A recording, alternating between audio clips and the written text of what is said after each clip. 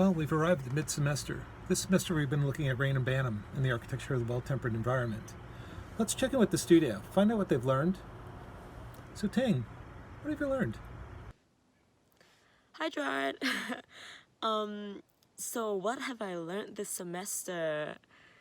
Definitely a semester jam-packed with a lot of thinking, reading, writing, vlog making.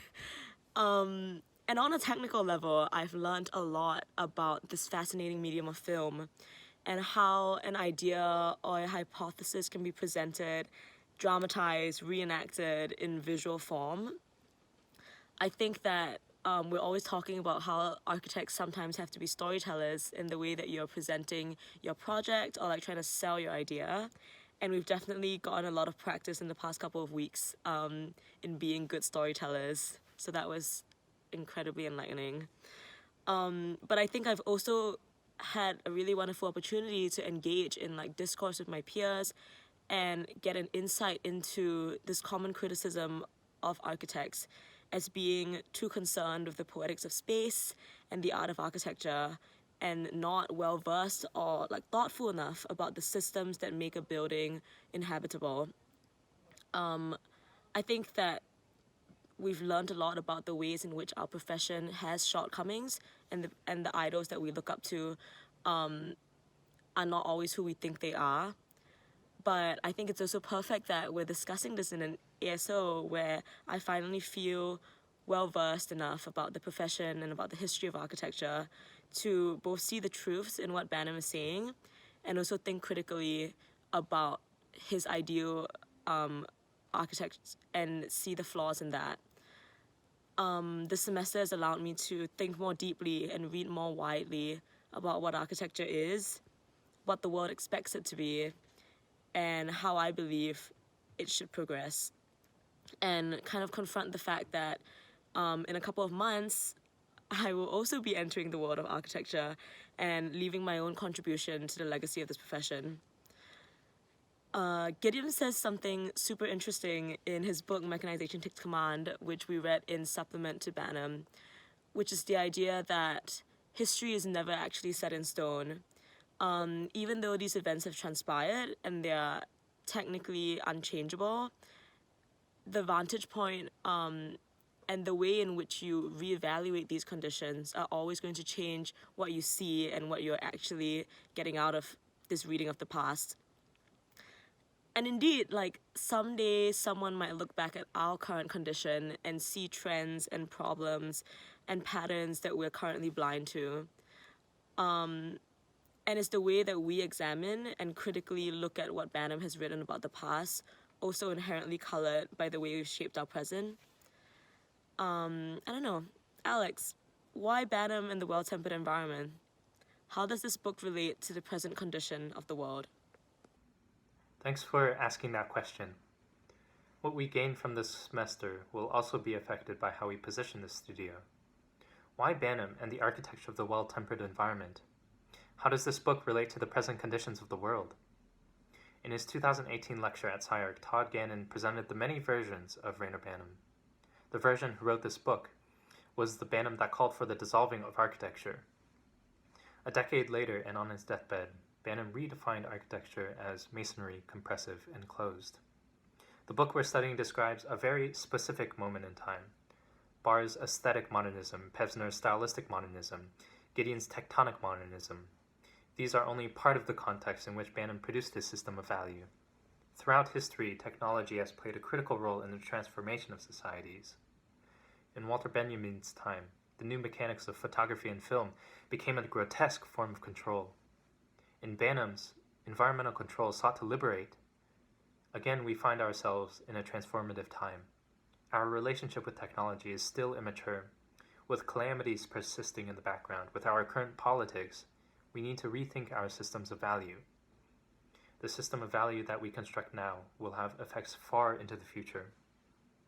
Whether it will take the shape of an ethic, an aesthetic, or something else entirely is what each of us will consider in our studio. In understanding Banham, the time of this book, and the effects of his pursuit, we can better understand our current time and formulate our own positions. Hi, I'm Cindy. I think looking at the existing condition of environmental control, we can see a lot of clear disconnects, whether it is between the form of the interior environment and the systems which we actually rely on to regulate that environment, or it is between the focus of these technologies on human-centric economic incentives and those of the larger environmental context outside the buildings. We're currently relying on these technologies to curate the comfortable urban environment for ourselves, but without taking in considerations how the carbon emissions and waste exhausted from the system serving an entire metropolis is going to impact the larger ecosystem. And now the climatic consequences are forcing us to reevaluate our environmental control within the larger framework of technological developments.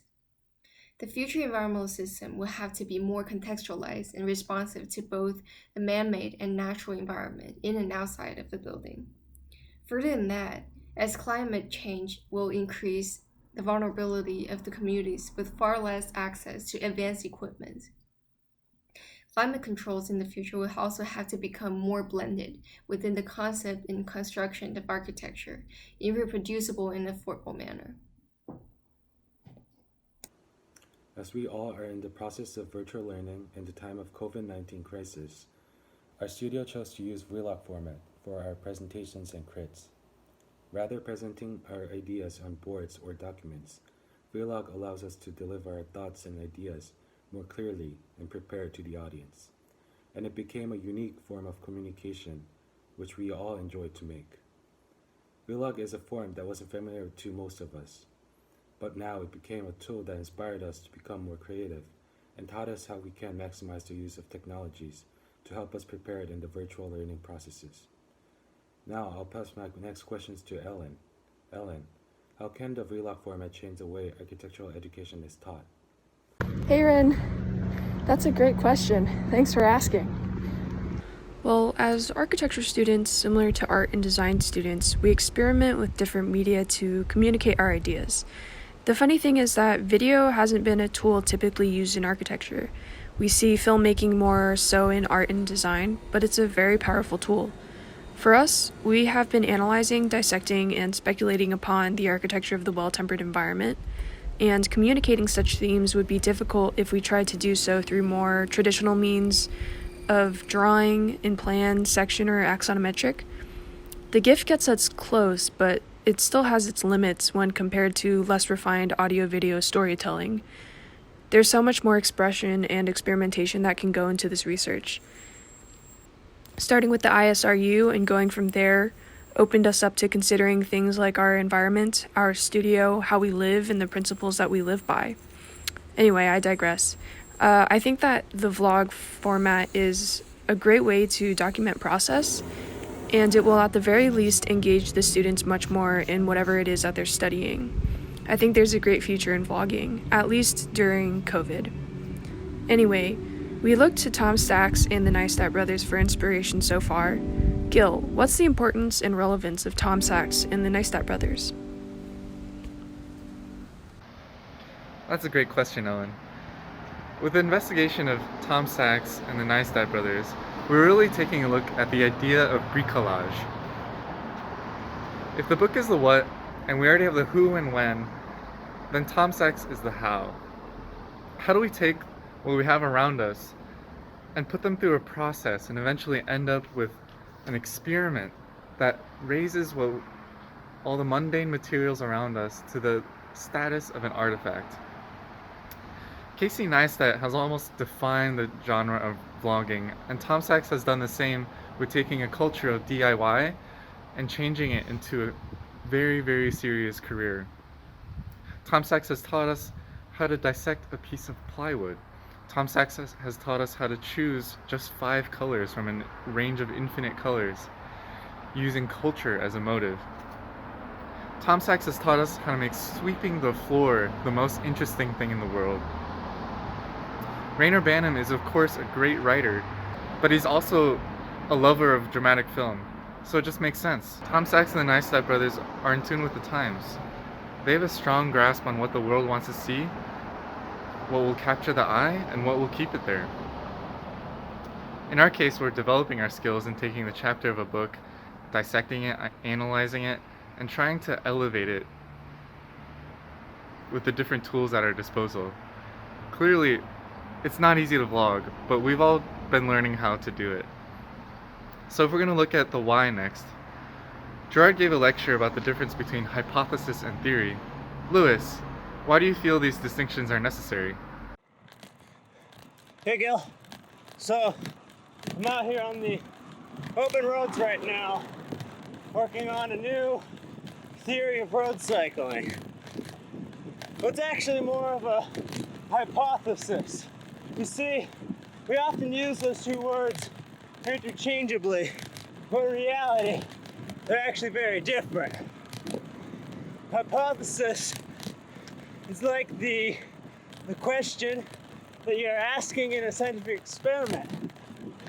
And hypotheses are then tested, proved, and can become theories. And of course, they can be disproven too. So why does all this matter to us in architecture school? Well, we can do our projects in the same way. Usually, we treat the project brief as just a prompt for designing a building of a specific type. But we can use the idea of asking questions as hypotheses to use our projects to ask pressing questions about art, society, and nature. Now let's check to see what Varman's up to. He's going to tell us how our hypotheses and discoveries will impact us in our futures and what impacts they might have. See you guys later. Hey Louis, I hope you are staying fit. By the way, nice helmet. So coming back to your question, I think our research will help us to predict future of architecture and its impact on environment.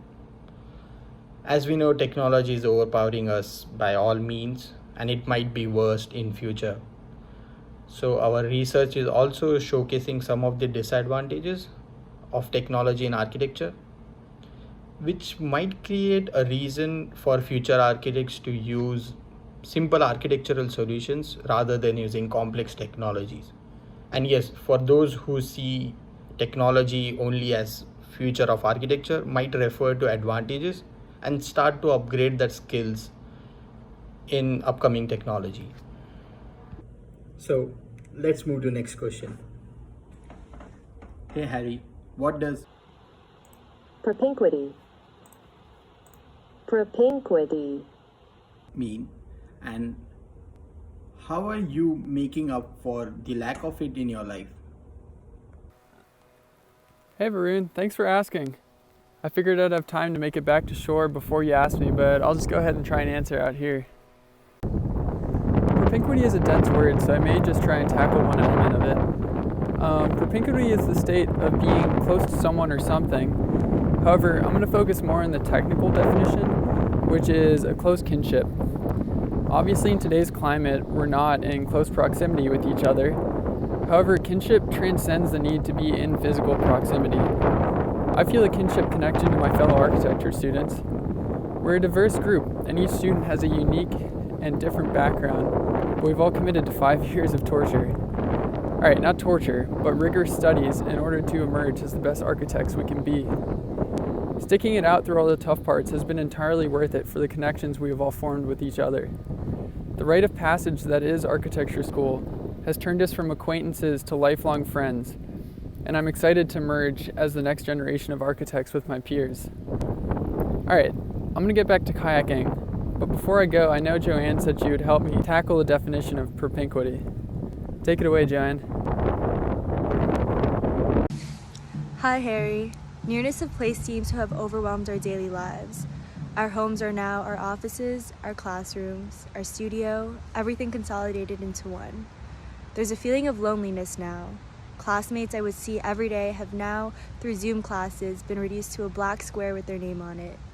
However, this time of isolation and separation has now made me appreciate the relationships that I do have. How, without the convenience of nearness of place, that I have to be more active in reaching out to those that matter to me, to value quality of nearness over quantity of nearness. Before, nearness of school has allowed work and academics to completely consume my life, making me keep my distance from home. Now, nearness of time has forced me to confront all other aspects of my life, which to me is a good thing. But now there's still the issue of being able to navigate my day without the physical cues. Time before was easily delineated into periods of sleep, work, and play through physical distinctions of our environment. But now it all blurs into one, where we go about our day through the lens of a computer screen.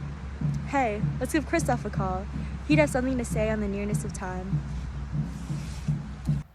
Hey, Joanne.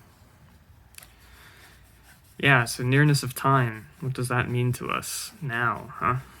I mean, I think we can all agree that we're experiencing time in a very different way than we usually do. The days are sort of blending together, the hours feel shorter even though we're not really doing anything with them. And there's this weird kind of anxiety that comes with not knowing how long this is all gonna last. You know, what do you do? What do you look forward to if you can't see the light at the end of the tunnel? Anyway, though, this semester we're working with a book from the 1970s, which obviously has a lot of outdated references in it, but we believe, at least, that the ideas that Banham is writing about are still very much relevant today. And it's kind of an interesting proposition to make because Banham was in no ways a timeless writer. You know, he was very much grounded in his time and place and context. But interestingly, I think that situationally, we're sort of in the same kind of predicament as we were then, just with different details. But our exercise for the rest of the semester is to push these ideas into the future and sort of see what comes out of it. We're, in a way, collapsing a whole decade, maybe centuries worth of evolution of thought and idea into one semester's worth of work. Which maybe sounds daunting, but I like the way of working like this because using time as sort of a flexible construct allows us to ground our work in the real happenings of the world while still not remaining overly concerned about the realities of its future articulation. So there's kind of this profound connection, which is particularly evident today, regarding how our physical spaces affect our perception of time. And I wonder, maybe Adam would have some things to say about that. Let me call him up. Hey Adam, what do you think about how the relationship between time and space has changed these days?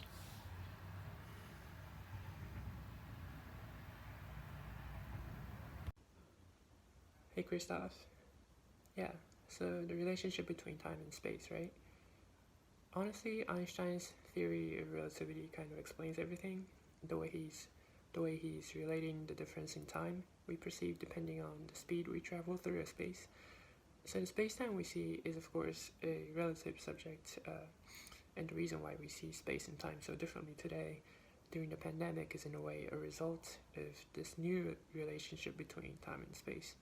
A big part of our planning or scheduling used to be about the time it takes for commuting or traveling by bus or train or airplane. I am about to head to campus to play soccer, and I need to consider about a 10-minute margin for the time it needs to get there. So these times were acting as the fillers between our events, and by traveling you would experience the time in space, since you're traveling from one space to another over a certain amount of time. Now we get to kind of instantly connect with someone over the screen regardless of the distance, so we're almost like missing the space now, which makes it harder to interpret the time. Space and time are intertwined, and now we omit our space due to lack of mobility, and so we get confused by the time we're experiencing. 0 is always a magic number that tweaks the ways we perceive things, and now essentially we have a 0 distance, yet we still have the ability to do so many different things, and it doesn't really make sense to compare things with a 0. It's not relative to anything.